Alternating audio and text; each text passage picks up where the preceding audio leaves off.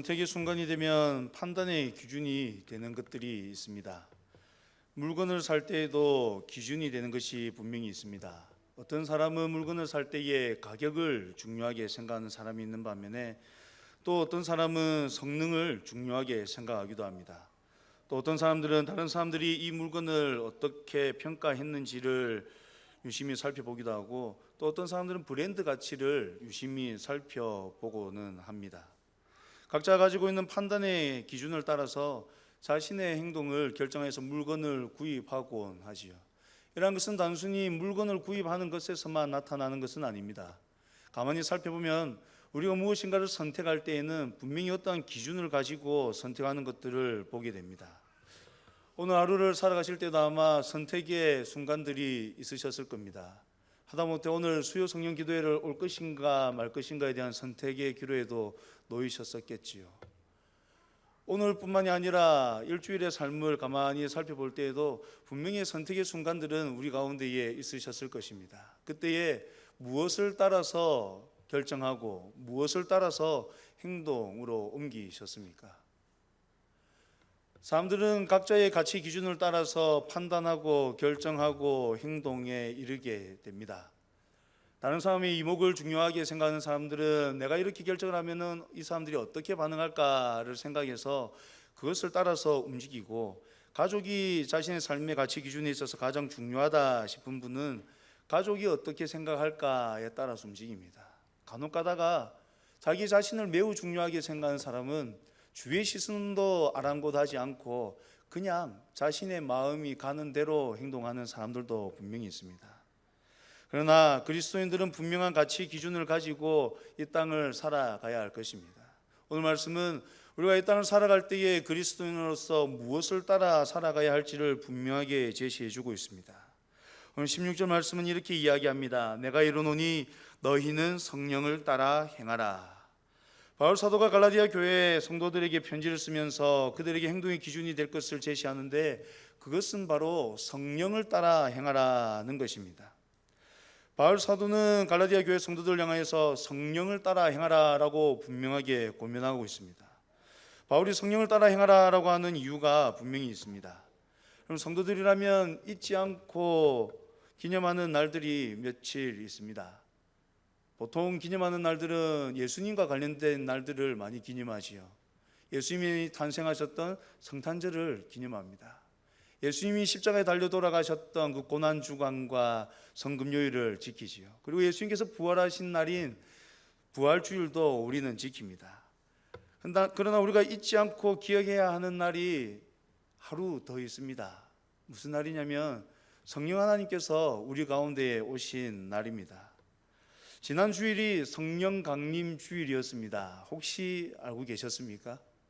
예수님이 부활하신 이후에 며칠 만에 우리 성령 하나님께서 오셨습니까? 네, 질문은 하지 않겠습니다. 마음으로 대답을 하셨다 생각하고, 성령 하나님께서 우리 가운데 분명히 오셨습니다. 성령 하나님께서 이 땅에 오심은 약속을 따라 이 땅에 오신 것이지요. 예수님께서 공생의 기간 가운데에 분명하게 성령 하나님을 보내주시겠다라고 약속하셨습니다. 요한복음 14장을 보시면은 예수님께서는 아버지께 구하여 보혜사를 우리에게 주사 영원토록 함께 있게 하시겠다라고 하셨습니다. 그러면서 그 보혜사 성령 하나님을 설명하면서 어떻게 설명하시냐면은 그는 진리의 영이라 말씀하시고, 아버지께서 보내실 성령, 그가 모든 것을 가르치고 모든 것을 생각나게 하시리라 라고 말씀을 하셨습니다. 이 말씀 가운데 성령 하나님이 하시는 사역이 잘 드러납니다. 성령 하나님은 진리의 영으로서 진리 가운데로 우리를 인도하시는 분이십니다. 모든 것을 가르치시고 모든 것을 생각나게 하시는 분이 바로 성령 하나님이십니다. 예수님께서 약속하셨던 그 성령 하나님께서 우리 가운데 임하셔서 하시는 일이 바로 이러한 사역입니다. 우리를 진리로 인도하고 예수님께서 하셨던 그 모든 말씀들을 가르치고 모든 말씀들을 생각나게 하시는 분, 그분이 성령 하나님이시다라는 것이지요. 그러기에 우리가 이 땅을 살아가면서 그리스도인으로서 분명히 기억하고 기념하고 지켜야 하는 날이 있다면 바로 이 성령 강림 주일일 것입니다. 성령 하나님께서 이 땅 가운데 오신 것이 이 땅을 살아가는 그리스도인들로 하여금 진리이신 예수님을 바라보도록 하고 진리이신 예수님께로 인도하며 진리이신 예수님께서 가르쳐 주신 모든 것들을 다시금 배우고 생각나게 하시기 때문에 이 성령 하나님이 우리 가운데 임하셨다라는 것은 우리에게 크나큰 은혜요 복이라는 것이지요.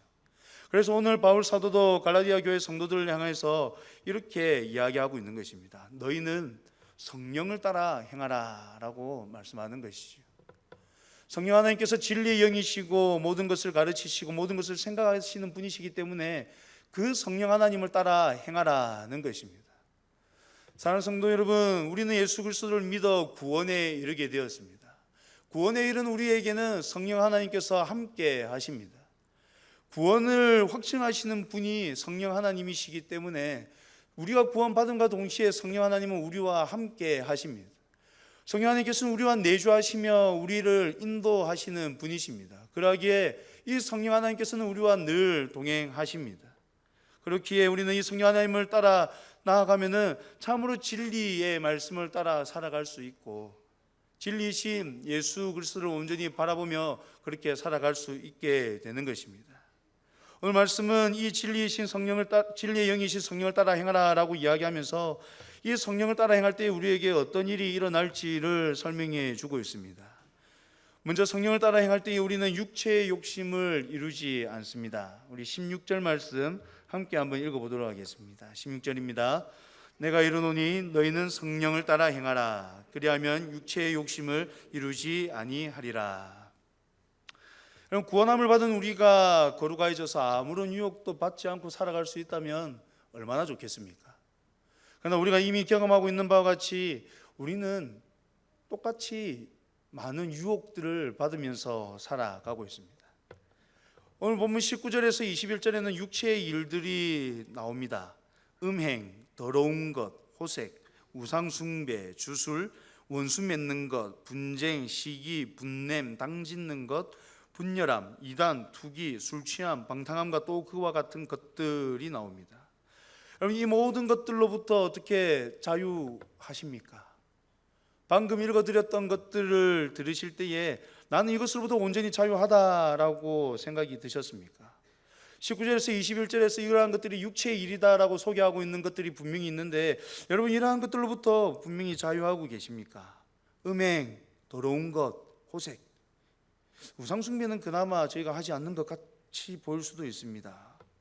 그러나 원수 맺는 것, 분쟁, 시기, 분냄, 어떻게 이러한 것들로부터 자유하며 살아가고 계십니까? 우리의 모습을 살펴보면 육체의 일들이 없으면 참 좋겠지만 오늘 말씀에 나오는 이러한 육체의 일들만 살펴보더라도 이러한 육체의 일들로부터 자유하지 못하고 있음을 우리는 발견하게 됩니다. 그러나 오늘 말씀이 우리에게 이야기해 주는 것은 무엇입니까? 성령을 따라 행하면 육체의 욕심을 이루지 아니한다라는 것이죠. 달리 표현한다면 우리 가운데 아직까지 육체의 일들이 이루어지고 있다라면 우리가 아직까지 성령을 따라서 행하지 않고 있다라는 결론에 도달하게 될 것입니다. 사랑하는 성도 여러분, 오늘 말씀 분명히 이야기합니다. 너희는 성령을 따라 행하라. 그리하면 육체의 욕심을 이루지 아니하리라 라고 이야기합니다. 그러나 여전히 우리의 삶 가운데는 오늘 말씀을 통해서도 살펴보는 것과 같이 육체의 일들이 계속해서 우리를 괴롭히고 있는 것을 발견하게 됩니다. 17절도 이렇게 이야기합니다. 육체의 소욕은 성령을 거스르고 성령은 육체를 거스르나니 이 둘이 서로 대적하므로 너희가 원하는 것을 하지 못하게 하려 함이니라 라고 이야기합니다. 육체의 소욕은 성령을 거스릅니다. 성령은 육체를 거스릅니다. 이 둘이 서로 대적하여서 우리가 원하는 것을 하지 못하게 한다라고 이야기합니다. 여기서 우리가 원하는 것은 무엇이겠습니까? 성령을 따라 행하는 그 일입니다. 근데 우리 가운데 있는 육체의 소욕과 성령이 서로 대적함으로 말미암아서 우리로 하여금 우리가 원하는 것을 못하게 하는 일들이 빈번하게 일어난다라고 이야기해 주고 있는 것입니다. 구원을 받은 우리의 삶 가운데에서 끊임없는 영적인 전쟁들이 일어나고 있음을 우리 가운데에 이야기해 주고 있는 것이지요. 구원을 받은 우리의 삶이 참으로 성령 충만하여서 이 모든 것들로부터 자유하면 참으로 좋겠습니다만은 우리의 삶의 모습이 결코 그렇지 않다라고 성경이 분명하게 이야기해 주고 있습니다. 육체의 소욕과 성령은 함께 할 수가 없습니다. 우리가 두 주인을 섬길 수 없는 것과 동일하게 이 두 가지 일들은 함께 할 수가 없습니다. 서로 대립되는 관계이기 때문에 이 두 가지가 함께 이루어질 수가 없습니다. 그래서 로마서 7장에서 바울은 연약한 인간의 상태를 설명하면서 이렇게 이야기를 했습니다. 그는 오호라 나는 공고한 사람이로다. 이 사망의 몸에서 누가 나를 건져내랴 라며 단식하였습니다. 그 이유를 이렇게 말합니다. 선을 행하기를 원하는 자신에게 악이 함께 있기 때문이다 라고 이야기합니다. 속 사람으로는 하나님의 법을 즐거워하지만 자신 속에 한 다른 법이 있어 마음의 법과 싸워 죄의 법으로 자신을 사로잡는 것을 보기 때문이다 라고 이야기를 하고 있습니다. 그럼 바울 사도 하면은 제법 경건한 사람이지 않습니까? 제법 훌륭한 사람이지 않습니까? 그러나 그도 깨닫는 것이 무엇이냐면 자신 속에, 선을 행하고자 하는 자신 속에 악이 함께 있다라는 겁니다. 그것으로 말미암아서 자신의 삶을 살펴볼 때에 공고할 수밖에 없다라는 것이죠. 그래서 이 바울은 오호라 나는 공고한 사람이로다. 이 사망의 몸에서 누가 나를 건져내랴 라며 단식할 수밖에 없었습니다. 우리의 삶의 모습은 이러합니다. 우리의 삶의 모습은 정말로 이렇게 영적 전쟁 속에 있는 삶의 모습입니다. 우리 성도의 내면은 영과 육의 가장 치열한 전장입니다. 즉 한편으로는 성령의 음성을 들으며 하나님의 뜻에 따라 경건한 삶을 살려고 하는 갈망이 용솟음쳐 오르지만, 다른 한편으로는 육체의 본성이 이끄는 쪽으로 자신도 모르게 가게 되는 것이 우리의 삶의 모습이다라는 것이죠. 그러하기에 오늘 바울 사도는 갈라디아 교회 성도들을 향해서 더욱더 분명하게 성령을 따라 행하라라고 권면하고 있는 것입니다. 사랑하는 성도 여러분, 우리의 지금 현재의 모습은 어떻습니까? 성령을 따라서 행하며 살아가고 계십니까? 성령을 따라 행함으로 말미암아서 육체의 욕심을 이루지 아니하고 온전히 성령을 따라서 승리하며 살아가고 계십니까?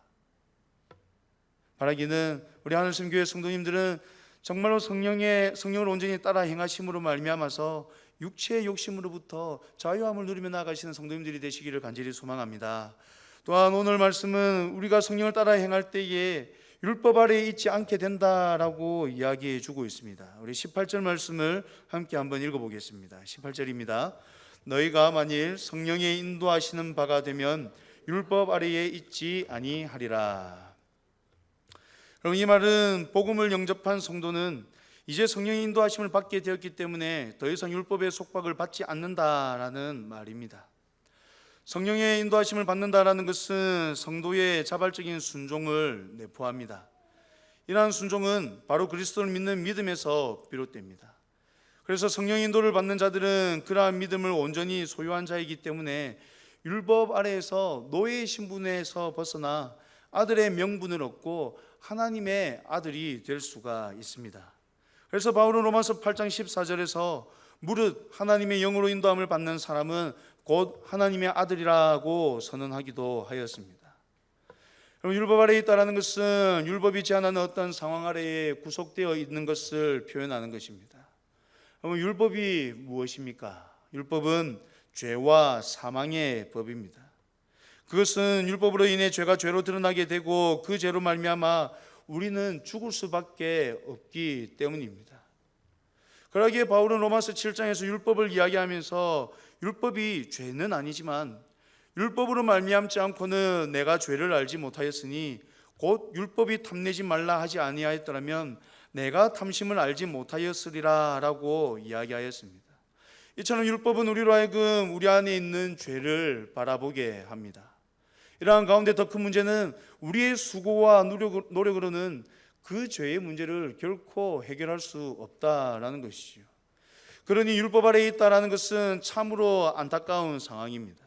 이미 예수 그리스도가 죽으셨고 성령 하나님을 보내어 주셨음에도 불구하고 율법 아래 거하여 자유함을 누리지 못한다면 참으로 안타까운 일일 수밖에 없는 것이죠.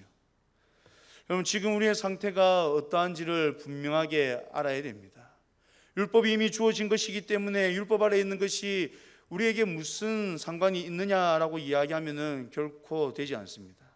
왜냐하면 우리는 구원함을 받음으로 말미암아서 율법 아래에 머물러 있는 자들이 결코 아니기 때문입니다. 율법은 우리로 하여금 죄를 깨닫게 합니다. 죄를 깨닫게 함으로 우리 연약함을 깨달아 알도록 하고 나아가 하나님의 은혜를 구하도록 합니다. 그러나 지금 우리는 율법 아래에 있지 않습니다. 성령 하나님의 인도하신 가운데 있기에 우리는 율법 아래에 있는 자들이 결코 아닙니다. 우리는 우리 가운데 있는 죄의 모습을 바라보는 자들이 아니라 예수 그리스도로 말미암은 구원의 은혜를 누리는 자가 된 것입니다. 로마서 8장 1절과 2절을 말합니다. 그러므로 이제 그리스도 예수 안에 있는 자에게는 결코 정죄함이 없나니 이는 그리스도 예수 안에 있는 생명의 성령의 법이 죄와 사망의 법에서 너를 해방하였습니다. 우리는 그리스도 예수 안에 있기 때문에 결코 정죄함이 없습니다. 율법은 우리로 하여금 죄를 깨닫게 하지만은 우리는 이제 예수 그리스도 안에 있기 때문에 결코 정죄함을 받지 않습니다. 우리는 예수 그리스도 안에 있기 때문에 생명의 성령의 법으로 말미암아서 죄와 사망의 법에서 해방함을 받은 자들입니다. 그러기에 우리의 삶의 모습은 자유자의 삶이 되어야 되는 것이지요. 성령의 인도하심을 받는 자, 그는 율법 아래에 있지 않게 됩니다. 성령의 인도하심을 받는 자는 참 자유함을 누리며 살아가는 삶이 되는 것입니다. 사랑하는 성도 여러분, 하나님께서 성령을 우리 가운데 보내주심으로 말미암아 우리로 하여금 누리게 하시는 것이 바로 이것입니다. 율법이 우리로 하여금 죄를 깨닫게 하지만 그 죄가, 그 율법이 우리를 어떻게 하지 않습니다. 왜냐? 예수 그리스도가 우리를 대신하여서 죽으셨기 때문이지요.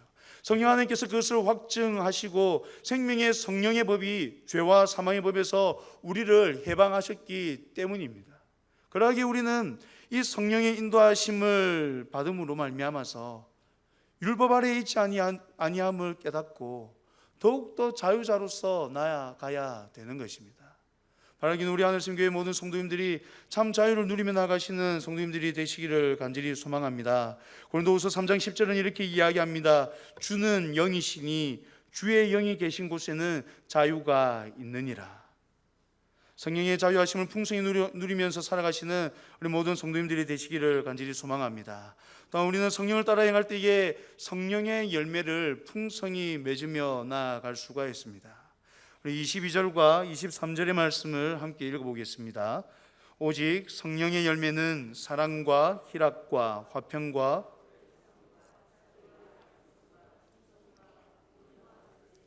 이 같은 것을 금지할 법이 없느니라. 성령의 열매로 등장하는 것들은 참으로 우리가 원하는 것들입니다. 사랑, 희락, 화평, 오래 참음, 자비, 양선, 충성, 온유, 절제. 여러분, 지금 이 성령의 열매를 혹 원하지 않는 분들이 계십니까? 아무도 없으시네요.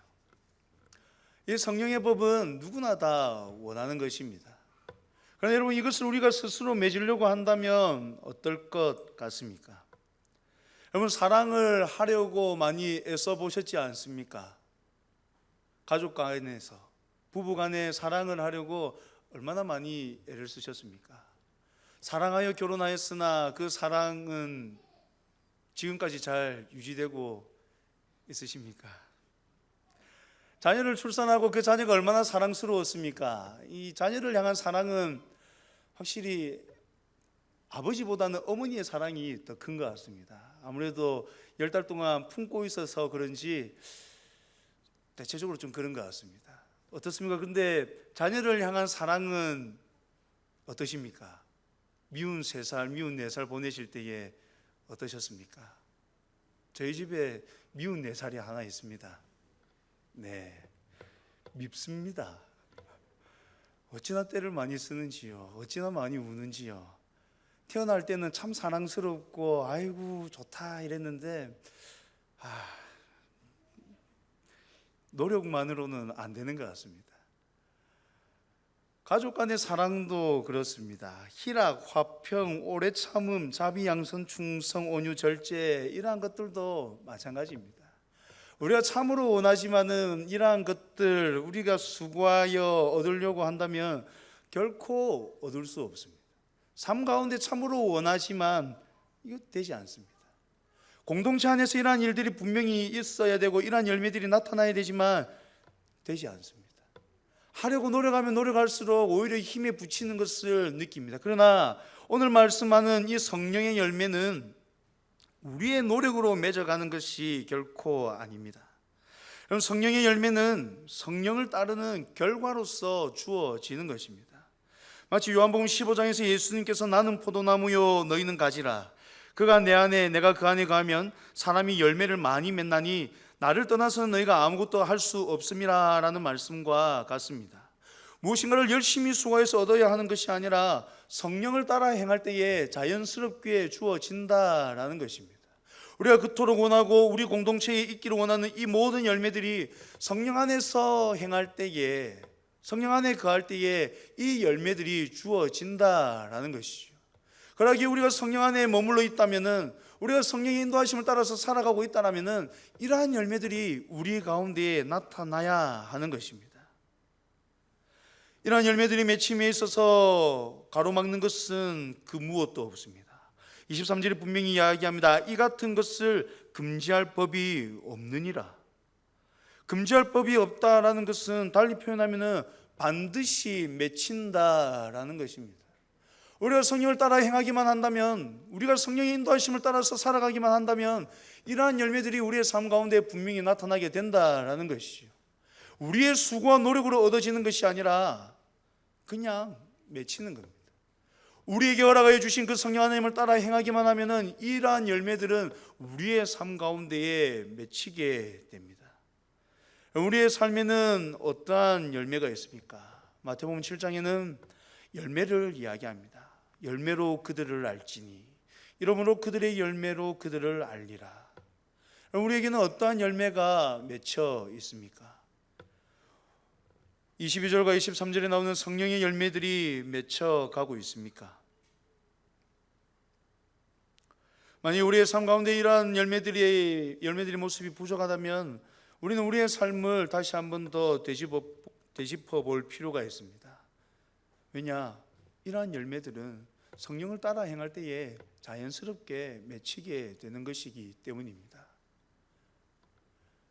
1년 전의 모습과 지금을 비교했을 때, 2년 전, 10년 전의 모습과 지금을 비교했을 때 여러분 지금의 이 열매들이 맺혀가고 있습니까? 1년이 아니라 한 달 전의 모습과 지금의 모습을 비교했을 때 나는 좀 더 사랑하는 사람으로 성장하였습니까? 나의 삶 가운데는 희락과 화평과 오래 참음과 자비와 양성과 충성과 온유와 절제들이 나타나고 있습니까? 성령을 따라 행할 때 우리는 이러한 열매들을 분명히 맺어야만 됩니다. 왜냐? 성령이 이 일을 이루어 가시기 때문입니다. 사랑하는 성도 여러분, 우리가 분명하게 기억해야 되는 것이 있습니다. 성령이 이미 우리에게 주어졌다라는 것입니다. 우리가 구원함을 받음으로 우리에게는 성령이 이미 주어졌습니다. 그러하기에 우리의 삶은 앞서 살펴보았던 것처럼 분명히 성령을 따라 행해야 되고 성령의 인도하심을 따라 살아가야 되고 성령의 열매들을 맺으며 살아가야 되는 것입니다. 24절은 이렇게 이야기합니다. 그리스도 예수의 사람들은 육체와 함께 그 정욕과 탐심을 십자가에 못 박았느니라.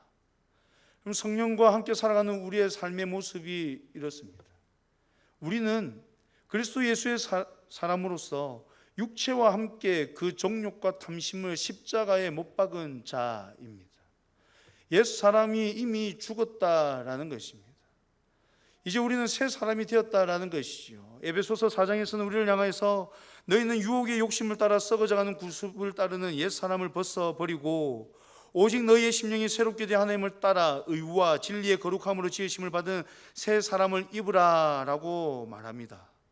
로마서 6장에서는 좀 더 분명하게 이렇게 이야기합니다. 우리가 알거니와 우리의 옛 사람이 예수와 함께 십자가에 못 박힌 것은 죄의 몸이 죽어 다시는 우리가 죄에게 종노릇 하지 아니하려 함이니 이는 죽은 자가 죄에서 벗어나 의롭다 하심을 얻었음이라.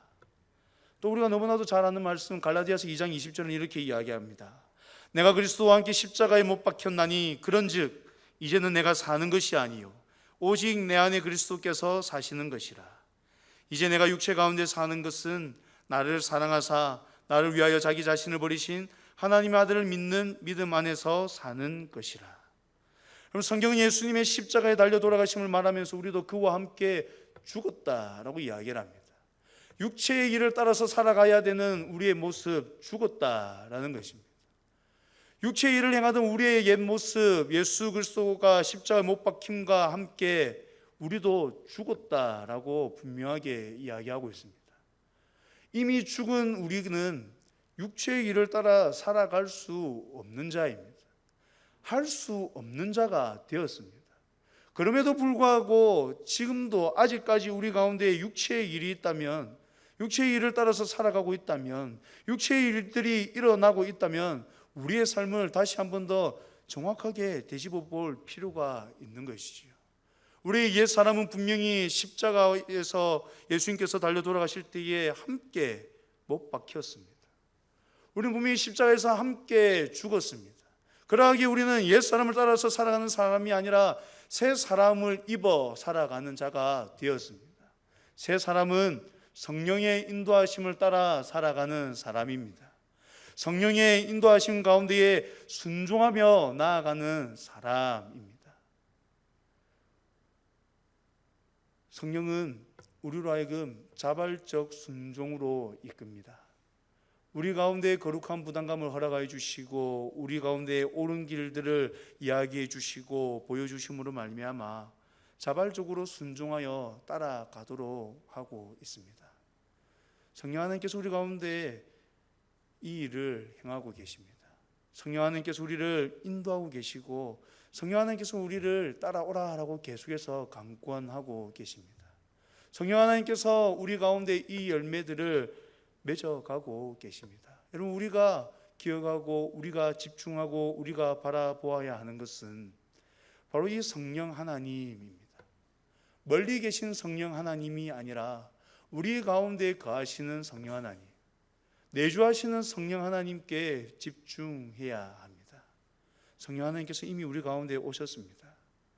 다시 오셔야 되는 것이 아니라 이미 우리 가운데에 오셨습니다.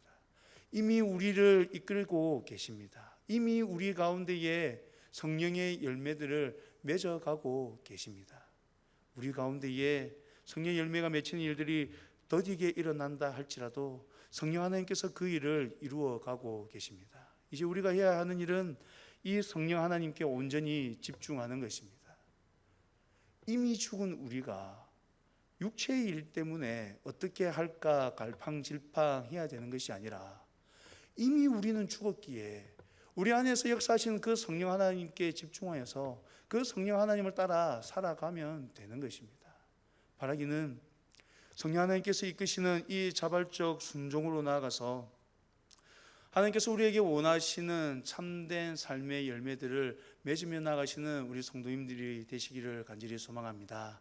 성령 하나님께서 이 일을 이루어 가고 계십니다. 그 성령 하나님의 역사하심을, 일하심을 풍성하게 경험하며 나가시는 우리 모든 성도님들이 되시기를 간절히 소망합니다. 이 시간에 우리 함께 찬양하십시다. 이 시간에 찬양하실 때에 성령이여 임하소서, 메마른 나의 심령 위에 주님의 은혜의 단비가 내려 우리를 흠뻑 적셔 달라고, 이 시간에 우리 함께 성령이여 임하소서 함께 찬양하며 나아가시겠습니다.